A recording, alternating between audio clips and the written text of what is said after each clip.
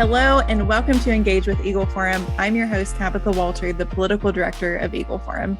This season of Engage, we are continuing to show you how to get involved with Eagle Forum, doing vital work that will impact generations to come. We have many fabulous state leaders who have been in the fight for many years. They have literally seen it all, yet they still have the passion and drive to continue this work.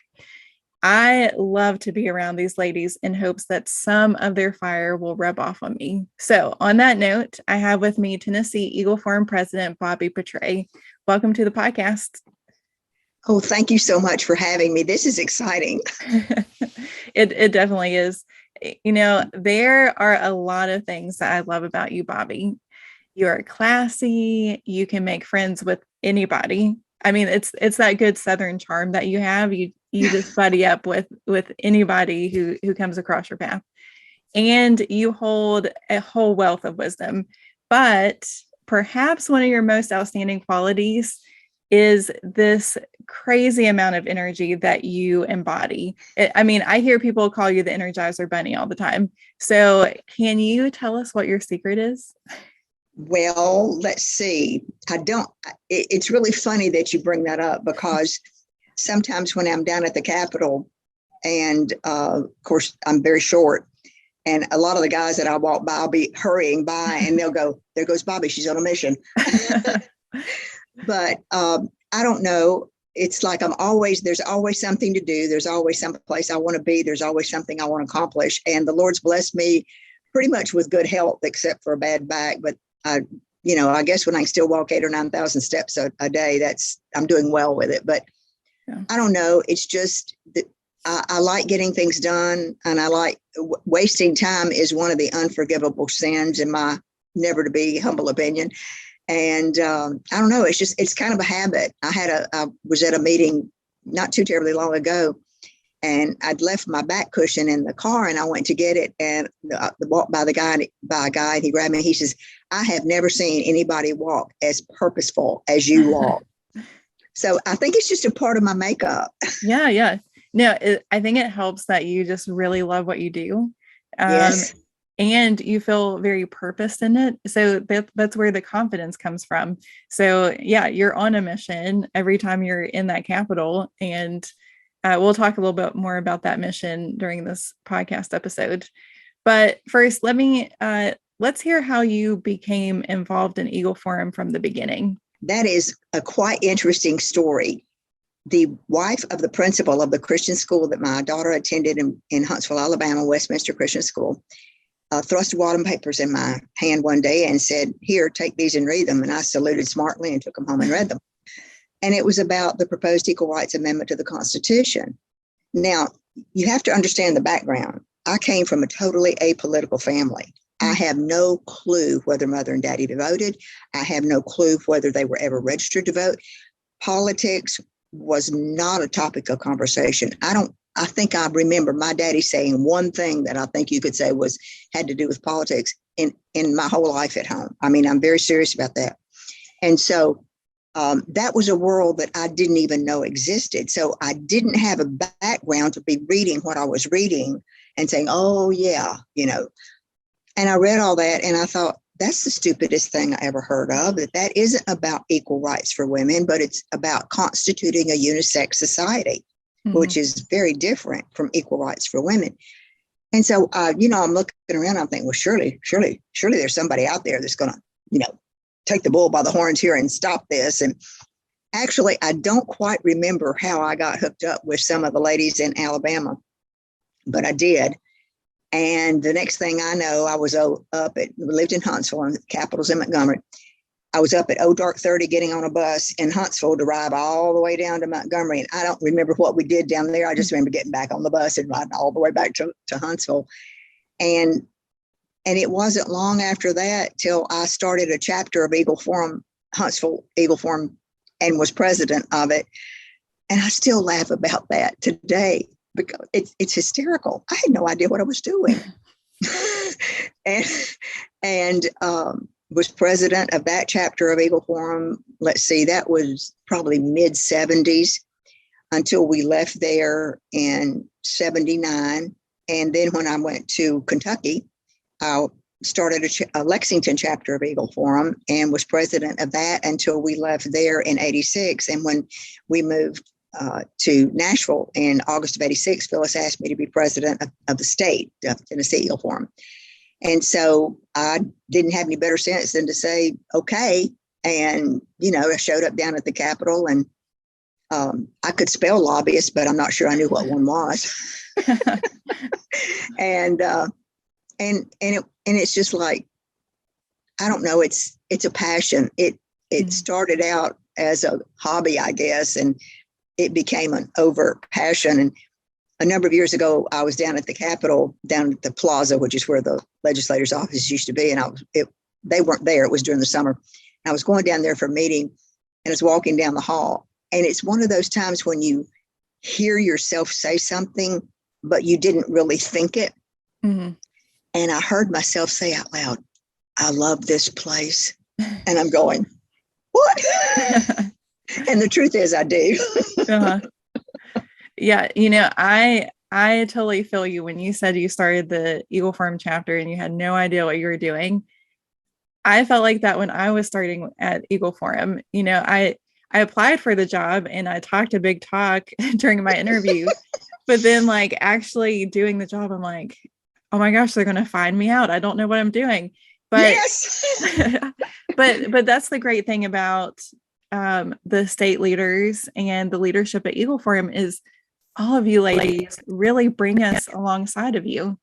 And so there's a lot of mentoring that goes on in Eagle Forum. And I can look at each of the ladies in Eagle Forum and be like, I want to be like that. I want that wisdom. I want that energy. I want that classiness, that happiness that comes along with each of you. And so that's really what we want to showcase with these episodes is how wonderful you guys are, but also how we should really mentor future generations and bring people alongside of us to teach them what we know as well. I will say that your generation has so much more to work with than we started out. When I moved we got established as Tennessee Eagle Forum here in Tennessee, we did alerts by on the phone. Mm. You had a captain and she made 10 calls and then that person made 10 calls and that. Have you ever played gossip? Mm-hmm. Where what you start around over here and what it right. I had a lady call me one day and she says, Bobbie, I thought we were for this bill. And I said, we are. And she said, well, I just got a call that we're against it. And I'm going, oh no. Oh, good grief. And it was really interesting. I think we all, Phyllis included, all died and went to heaven when the fax machine was invented. That means we could contact everybody with the exact same appropriate, correct message, to get the word out, to do some sort of action, call legislators or whatever it was. But yeah, that was a real step forward to making our work a lot easier. Right. So you mentioned that when you found out about Eagle Forum, your daughter was in school. During that time, how did you maintain the work family life balance? Well, I do have to say that while she was still home, I don't think the work was as intense. Number one, I wasn't a lobbyist. Mm. That makes all the difference in the world. So she was gone. I think she was even out of college. Well, she graduated from college not long after we moved here. So she was never really home. There's just my husband. She's an only child, so it was just my husband and I. So I never really had to make those kinds of choices because lobbying is very time consuming. You have to, for me, I had to learn a lot about things I didn't know anything about and learn about issues that I didn't know much about at the time. If you're going to participate in talking with legislators about things you oppose or things you support and that sort of thing, and make a good case, for your position and your argument. So, I have a very supportive husband. So I'm not sure I had a good balance actually, but it worked out in that I didn't have to worry about little children being at home and making that kind of and as we should.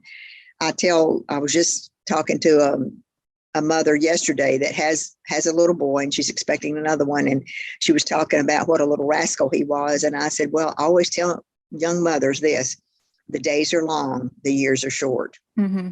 And you will never regret the time that you give that child. Actually, you are creating a human being that will live in this world, and you have just a few years to do that. And I just think that at that point, that's the thing that's important, is that you remember what's at the top of the list there. Right. That's so important, especially being part of a pro-family organization. We want people to choose their families first. Yes. And we want our kids to feel healthy and whole as they grow and develop. And we are the biggest influence in their life. Yeah. And so what we say and what we do and how much time we spend really matters with them. And so we call ourselves a pro-family organization, right? And we jolly well want to be pro-family. Exactly. Yeah. Yeah. So now, you've told your story about being in Alabama, but you're in Tennessee now, and you are pretty well known in the halls of the Tennessee State House. What are some of the tips you can give our listeners who are wanting to get their feet wet in the political realm? Well, first of all, is to meet your legislators. I did a workshop on lobbying not too many months ago, and I don't know, we had 30 to 50 people there. And I asked, how many of you have met your own senator and House member? And I don't think there was but one or two hands that went up. I said, first step, right. Make an appointment with your senator and your House member and go meet them. Mm-hmm. And I think that's really important. And I'll tell you why. Whether they're the right party for us or not, they ran for office and they were elected in their district by the majority of the votes. They're also created in the image of God. Mm-hmm. And for those two reasons alone, they deserve our respect. I didn't say you had to love them to death, but they have earned our respect through both of those ways. And people are people. In Tennessee, our legislature is normally in session, unless we add 3 special sessions like we did this year, normally in session from January to April or May. Unless, I know we've got a few people who are retired from their profession, but most of these are people who are still working. They earn a living. Some of them have young children and they've got all these things. And, they have births in the family. They have deaths in the family. They have all the things that every other person has to live with in the world that we live in today. And so I think that's one of the reasons, that's what we have to think about. And I think getting to know them is important. Getting to know the legislative process is important too. And that is something if you're really serious about what you're doing, that's a learning curve. Mm-hmm. Because from number one, every state's different. Number two, you can get your legs cut out from under you if you don't know how that process works. And back when the Democrats were in charge of the General Assembly in Nashville, I used to say every year that I always learned something new, and usually it was a way to kill one of Bobbie's bills, a new way to kill one of Bobbie's bills. But just taking the time to do that kind of thing, and then you can earn the respect of the legislators by the way you treat them. My 2-pronged philosophy is I would never speak to or treat a legislator. That my goal is to make a friend and not make an enemy. And if I can't make an enemy, I still won't mistreat that person. I would never speak to or treat anybody anyway that if I wanted to, I couldn't go back and talk to them about Jesus. And it's a process, it's a learning process, but it's fun and it's intriguing and it's challenging. Mm-hmm. And you have to learn a lot. So you have to, there's always something new to learn. And I love doing it. We have an internship program in Tennessee with our student Eagles. And I have somebody that spends every Tuesday with me for the entire session, and somebody else that spends every Wednesday with me for the entire session. Mm-hmm. And I tell them, I said, you will be with me. If I go see the governor, you'll be with me, do that. You'll be with me in every meeting, in office, or, in the galleries in the houses. And I said, you will learn how government works or not. And, and I've had so many of those kids that have gone through that, who have one of my favorite interns is an assistant DA in Oklahoma right now. Wow. I've got others who are attorneys. I've got others who are other things, but one who was kind of a brainy guy when he was my intern. And at the end of the year, I asked him, I usually do, well, what did you learn? He said that I never want to be a legislator.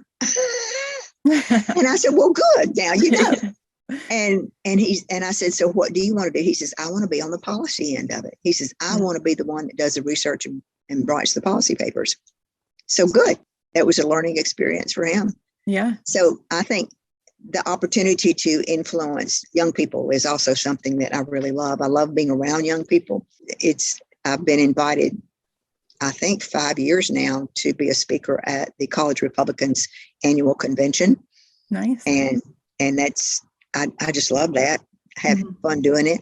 And a story I told about 2 years ago, and we won't get into it, that had a funny line in it. And that summer I ran into one of the guys that was there, and he said, Ms. Patray, I haven't forgot about that. He quoted the line to me, and I just laughed. I said, well, good. Oh, that's so nice. Now, I know you have a list of a ton of issues that you're probably passionate about, or that you've lobbied the halls of the state legislature on. But what is that one issue at the very top of your list that keeps you motivated to keep doing your work?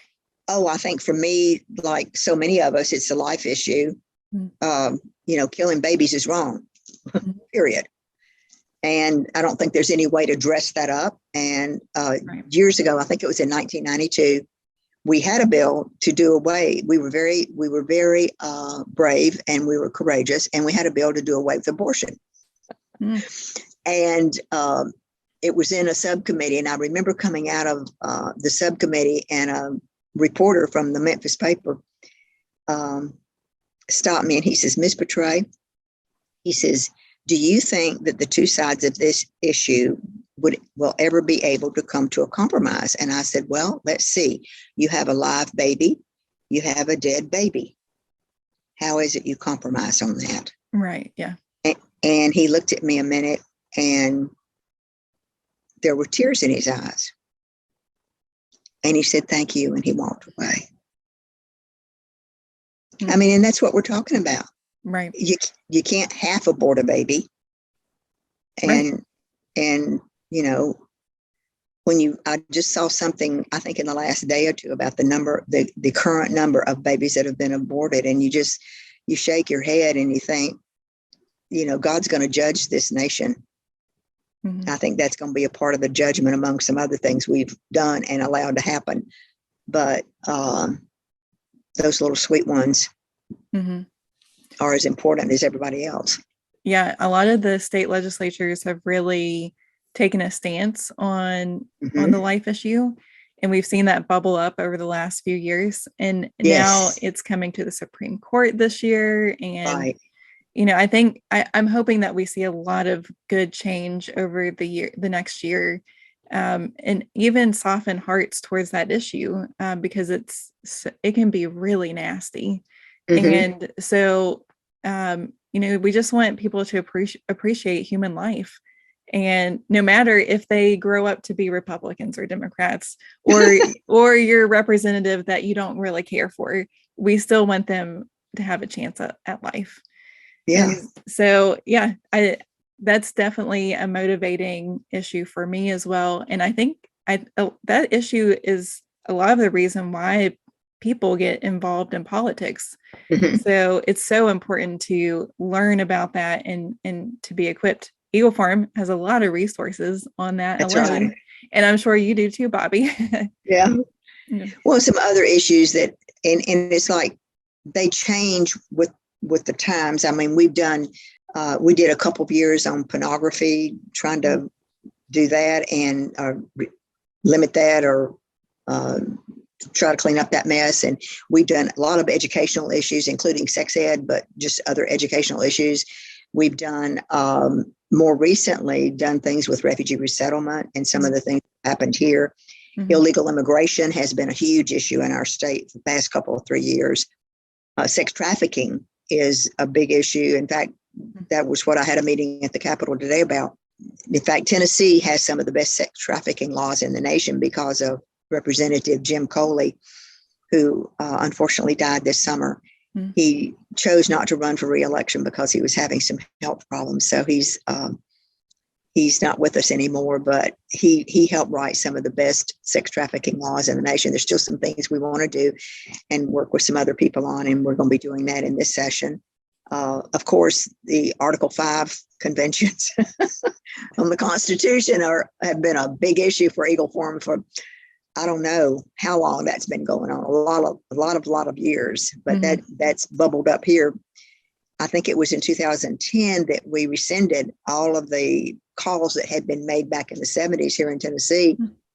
And then 4 years later, there was a bill passed to again call for it. There's been an up, rise in that issue. But 2 years ago here, we were able to defeat another call for, a Constitutional Convention. So it's a mixed bag right now. And right now we're fighting one that passed the House and will be up in the Senate this coming year, a call for term limits, and I keep telling them, great, you're going to create classes of lame ducks and freshmen. Right. And among other things that's wrong with that. Right. But the issues, that's the thing that I'm kind of fascinated with, is how the issues change over time. And clearly what we're doing is based on what's going on in society and in our culture. Right, exactly.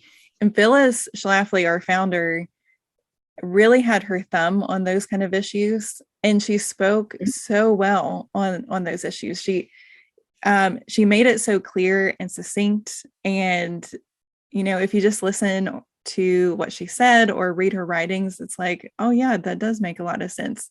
So you got to work with her one-on-one a lot of times. Do you have any really fun stories about you two working together? Well, let me just say this about Phyllis. The first time I went to Eagle Council, I think it was in 1980, was the first Eagle Council I ever went to. And until my husband's health got bad, I hadn't missed one all those years. And it was the highlight of the year for me to just not only to be with her, but to be with all of our leaders from across the country. I mean, it was just so much fun to see everybody and find out what everybody else was doing in their state. Because if it hadn't gotten to your state, it was coming to your state, that kind of thing. And so I think a lot of people back in the 80s, I think, if you can say this, she grew out of it some over time. But one-on-one, she was pretty shy. She was not this gregarious, person. She was wonderful on stage. She was wonderful on television. She, could debate you right into the ground. And while I'm thinking along that term, let me say this. She was one of the most brilliant people I have ever known in multiple places. But I think one of her biggest characteristics most important was she was a visionary. You don't see many visionaries today. There are a lot of hard workers out there. There are a lot of smart people out there.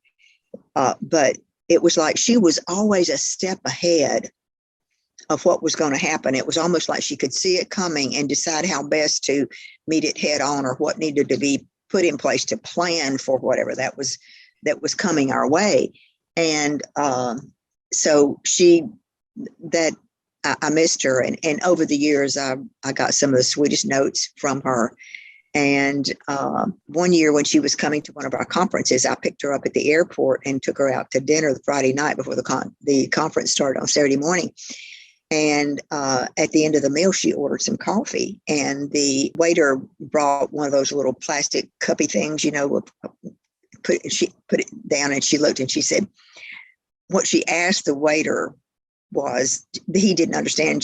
he said, ma'am, I didn't understand. And she says, did this come from a cow? She didn't want that creamer stuff. And so he went and got a little pitcher with milk in it, and brought it back and set it down there. I always loved that. And then when I went in 80 to my first one, and after going there, I told my husband and my daughter, I said, okay, next year you guys have to come. You just have to. You've got to see what this is all about. And during that first one, this is just kind of a funny on me. I was sitting there and I was thinking, all these incredible things that these ladies were talking about doing. Used to Eagle Forum, the first meeting of the afternoon at 2:00 was the state presidents had three minutes to come across the stage and tell what they'd done. And I was listening to all that, and I thought, oh my goodness, I could never do anything like that. How do they know, how to do all that? And I just sit back and laugh sometimes and think how the Lord worked out for me to get into all that. I mean, it really is amazing.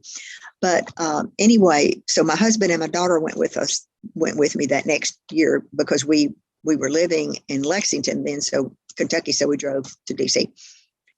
And I think Ron had gotten up to, I don't know if to go to the restroom or something. Anyway, but when he was walking back, we were all still in one of the meetings, and he and Phyllis encountered each other at a corner in the hall. And he stopped and he said, Phyllis, I just want to thank you for fighting the draft. This is when Eagle Forum had trained some young women to go and testify against the draft. I guess that was during the Carter administration. And they had gone and made a very incredible impression, with their testimony. And he says, I just want to thank you, because I think our daughter was 15 at the time, for doing that, protecting my daughter from the draft. And she just kind of shook her head. And then she kind of went to his bed. She says, you've got your badge on, don't you?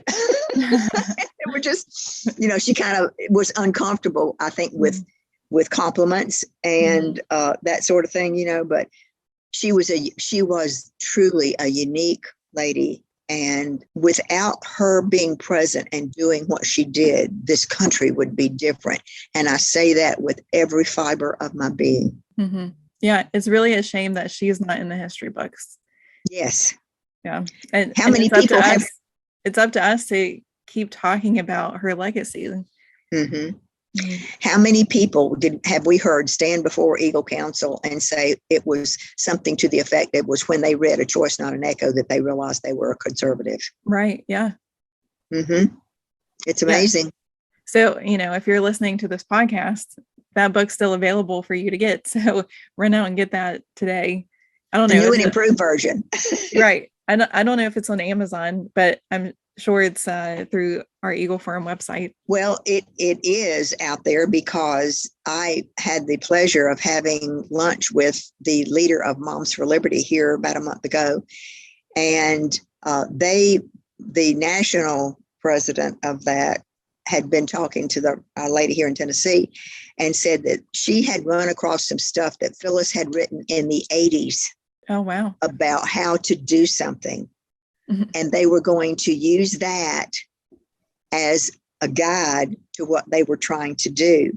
Mm-hmm. And so I got her a copy of The Choice, Not an Echo, the one that we kind of badgered Phyllis to, do more of the update on. And mm-hmm. and she wrote me the sweetest thank you note. She says, you made me cry.